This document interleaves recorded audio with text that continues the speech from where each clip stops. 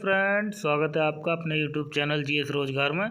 तो जैसा कि आप लोगों को पता ही है कि हम यहाँ पर डेली सुबह को तो स्टूडेंट लाइफ से जुड़ी हुई रोजगार अपडेट लेकर आते हैं और शाम को जो भी पेपर हुआ होता है उसका एनालिसिस लाते हैं। तो जैसा कि आपको पता ही है कि एसएससी सीएचएसएल की परीक्षा चल रही है। तो यहाँ पे 13 मार्च का क्या विश्लेषण रहा है, सटीक विश्लेषण जो क्वेश्चन आए हुए हैं वो हम आपको बताएंगे। तो दोस्तों, वीडियो में आगे बढ़ने से पहले एक रिक्वेस्ट है छोटी सी कि वीडियो को लाइक कर दिया करें, शेयर करें और चैनल को प्लीज़ सब्सक्राइब कर लिया करें। तो दोस्तों, वीडियो को बिना देरी किए शुरू करते हैं। जो सवाल पूछे गए हैं, पहला सवाल पूछा गया, भौतिकी का नोबेल पुरस्कार किसे मिला है 2022 में। तो इसकी एक शॉर्ट ट्रिक मैंने बनाई थी, अगर एलियन क्लोज आ गया तो न्यूटन का भी झिंगलाला तय है। तो एलियन से हो जाएगा यहाँ पे एलियन एस्पेक्ट, और क्लोज से हो जाएगा जॉन एफ क्लोजर, और न्यूटन से हो जाएगा झिंगलाला से हो जाएगा एंटोनी झिलिंगर। तो ये मैंने शॉर्ट ट्रिक बनाई थी। और इसके अलावा फिर जब भौतिकी का पूछ रहा तो हो सकता है चिकित्सा का भी पूछ ले। तो चिकित्सा में आपको पता ही है स्वांते पावो जो स्वीडन की हैं, इनको मिला है। साहित्य में एनी एर्नोक्स। और फिर एक क्वेश्चन पूछा गया, अंतर्राष्ट्रीय सौर गठबंधन जिसका अध्यक्ष कौन है, इसकी पूरी जानकारी हम बताएंगे। जैसे आपको पता ही है कि अंतर्राष्ट्रीय सौर गठबंधन भारत और फ्रांस ने मिलकर शुरू किया था, तो इसका अध्यक्ष भारत है। और स्थापना इसकी पेरिस, भारत और फ्रांस दोनों ने मिलकर की थी। मुख्यालय इसका अपने भारत में है। दो ऐसे अंतर्राष्ट्रीय गठबंधन हैं जिनका मुख्यालय भारत में है, एक और है मैं आपको बताऊंगा। मुख्यालय इसका गुरुग्राम है। और नवीनतम जो भारत में दो अंतर्राष्ट्रीय संगठन हैं जिनका मुख्यालय भारत में, पहला तो यही हो गया अंतर्राष्ट्रीय सौर संगठन। इसके अलावा एक क्वेश्चन ये भी आ सकता है आपको, जो है जब अंतर्राष्ट्रीय सौर संगठन पूछ ले तो कि G20 2023 की अध्यक्षता कौन कर रहा है, तो आपको पता ही है कि भारत कर रहा है 1 साल के लिए। एक क्वेश्चन पूछा गया, 9वां विश्व आयुर्वेद कांग्रेस का आयोजन कहाँ हुआ, तो आपका आयोजन ये गोवा में हुआ था। एक क्वेश्चन पूछा गया, ढींग एक्सप्रेस किसे कहते हैं, तो जैसे कि आपको पता ही कि हिमा दास जो कि आदिवासी समाज से आती हैं असम की, उनको ढींग एक्सप्रेस कहा जाता है। अब फिर मैंने एक क्वेश्चन बना दिया, जब ढींग एक्सप्रेस पूछ ले तो हो सकता है पयोली एक्सप्रेस पूछ ले। पयोली एक्सप्रेस पीटी उषा को कहा जाता है। आपको पता है कि भारतीय ओलंपिक संघ की पहली महिला अध्यक्ष हैं। अगला क्वेश्चन केमिस्ट्री से आ रहा है, पीतल किन किन धातुओं से मिलकर बना होता है, तो इसकी एक ट्रिक है पिताजी।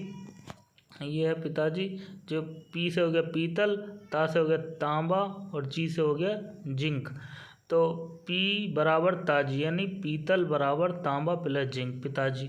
तो तांबा प्लस जिंक जो किससे मिलके कौन सी धातु बनती है, पीतल बनती है। और फिर जब पीतल पूछ लिया तो हो सकता है कि कांसा पूछ ले, तो कांसा किससे मिलकर बना होता है, तांबा plus tin. Copper plus stannous यानी Cu प्लस Sn। इतिहास से क्वेश्चन पूछा गया, पुरंदर की संधि किसके बीच हुई, कब हुई, तो इसकी किसके बीच हुई पूछा गया था, लेकिन मैंने सन दे दी है कि क्या पता अगली बार सन पूछ ले। तो 1665 ईस्वी में हुई थी। और शिवाजी और प्लस मिर्ज़ा राजा सिंह जो कि औरंगजेब की तरफ से था, इनके बीच में हुई थी। अब जब पुरंदर की संधि पूछ ली है तो ये क्वेश्चन भी ज़्यादा पूछने की संभावना है और पूछ ही रहे हैं।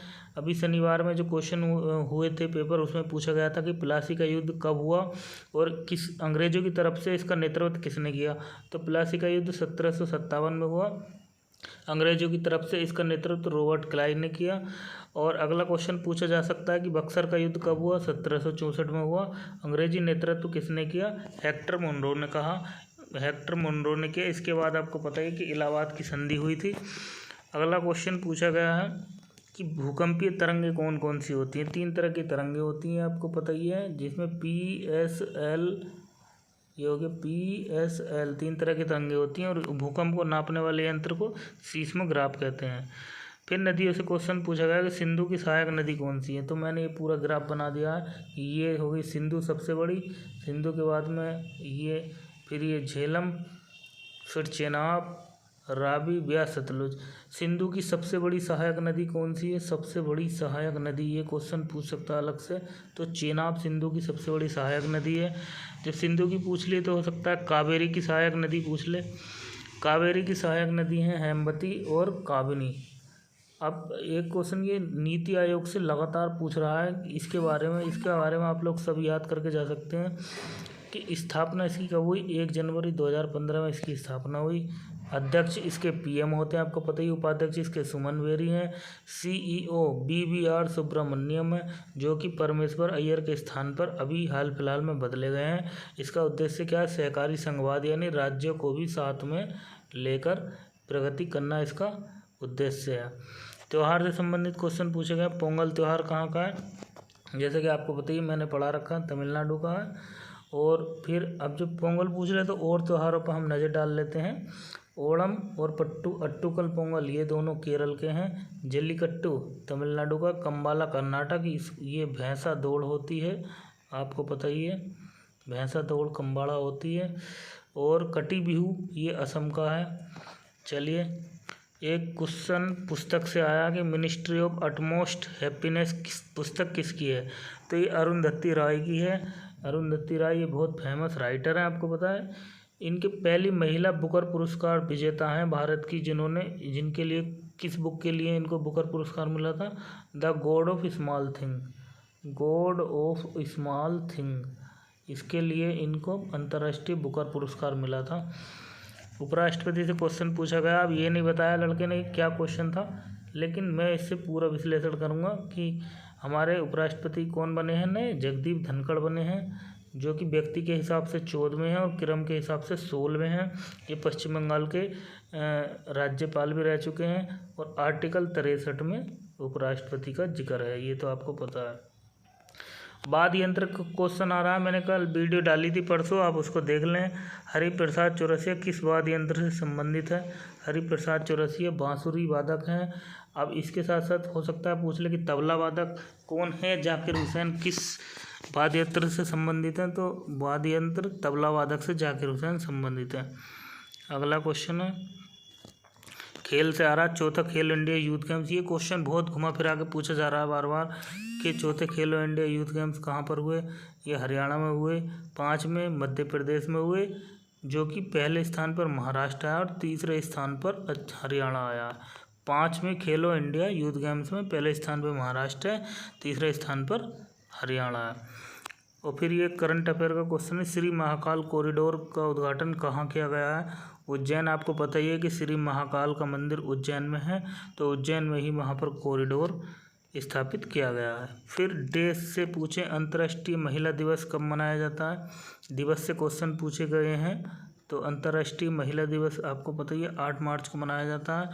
और अब जब अंतर्राष्ट्रीय महिला दिवस पूछ लें तो हो सकता है इस बार राष्ट्रीय महिला दिवस पूछ ले। तो राष्ट्रीय महिला दिवस हम बताते हैं आपको 13 फरवरी सरोजिनी नायडू के जन्मस्थल पर, जन्मदिन के मौके पर मनाया जाता है। 7 मार्च को जन औषधि दिवस मनाया जाता है और 22 मार्च को विश्व जल दिवस मनाया जाता है, जैसे कि आपको पता ही है। तो एक पुस्तक और पूछ ली, एन एरा ऑफ डार्कनेस पुस्तक किसकी है? तो ये शशि थरूर की है। इन्होंने अभी एक हाल ही में एक पुस्तक और लिखी, इसको भी ध्यान रख लें। अब अम्बेडकर के ऊपर है, डॉक्टर बाबा साहब अम्बेडकर के ऊपर है कि अम्बेडकर ए लाइफ न्यू, यानी अम्बेडकर ए लाइफ न्यू ये पुस्तक है जो बाबा साहब के ऊपर लिखी गई है। इसको भी आप याद करके जाएं, हो सकता है कि इस बार यही पूछ ले। लोकटक झील कहाँ पर है? तो ये आपको पता ही है कि लोकटक झील मणिपुर में है। लोकटक झील जब पूछ ली तो हो सकता है अगली बार जो है चिल्का झील पूछ ले। तो मैंने ये 3 मेन झील दर्शाई है कि चिल्का झील कहाँ पर है? उड़ीसा में। वेम्बनाड झील केरल में है। राजसमंद झील राजस्थान में है। फिर क्वेश्चन पूछा गया हिस्ट्री से, पहले कांग्रेस अधिवेशन में कितने लोगों ने भाग लिया? अब तक क्वेश्चन क्या पूछे जाते थे कि पहले कांग्रेस अध्यक्ष कौन थे या पहले भारतीय कांग्रेस अध्यक्ष कौन थे, लेकिन अब क्वेश्चन ये पूछा गया बदल के कि कितने लोगों ने भाग लिया। तो 72 लोगों ने भाग लिया था। और आपको बता दें कि जितने लोग दांडी मार्च में थे उतने लोगों ने इसमें भाग लिया। तो जितने लोग दांडी मार्च में थे इतने लोगों ने भाग लिया। इसमें अध्यक्ष कौन थे? WC बनर्जी थे पहले कांग्रेस अध्यक्ष के समय।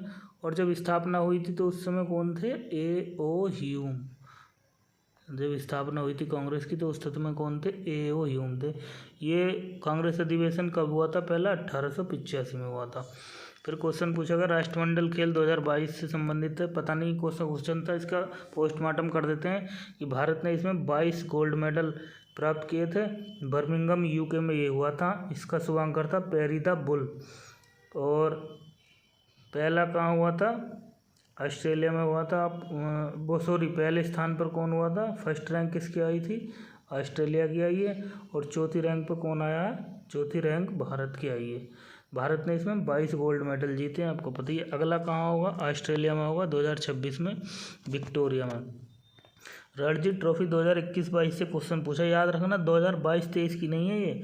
रणजी ट्रॉफी 22-23 के भी नतीजे आ चुके हैं, जीत चुके हैं, लेकिन 21-22 में एमपी ने जीता था पहली बार, और 2022-23 में जीता है सौराष्ट्र ने। आपको पता ही है, गुजरात में एक जगह का नाम है सौराष्ट्र, उसने जीता है। फिर पूछा है भूमध्य सागर की कुंजी किसको कहा जाता है? भूमध्य सागर की कुंजी आपको पता ही है, जो जिब्राल्टर जल संधि है उसको भूमध्य सागर की कुंजी कहा जाता है। और ये किस किस को जोड़ती है? अटलांटिक महासागर को भूमध्य महासागर से जोड़ती है। जब भूमध्य सागर पूछ लिया, जिब्राल्टर संधि, तो हो सकता है स्वेज नहर पूछ ले, तो मैंने इसलिए स्वेज नहर भी इसमें डाल दिया। अब ध्यान रखें, स्वेज नहर किसको किससे जोड़ती है? भूमध्य सागर को लाल सागर से, या लाल सागर को भूमध्य सागर से जोड़ती है।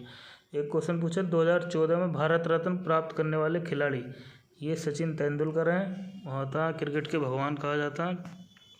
जलदूत ऐप किसके द्वारा लॉन्च किया गया? ग्रामीण विकास मंत्रालय के द्वारा जलदूत ऐप लॉन्च किया गया। जलदूत समझ के आप जल मंत्रालय के द्वारा मत लगा देना, नहीं तो गलत हो जाएगा। ये ग्रामीण विकास मंत्रालय के द्वारा इसका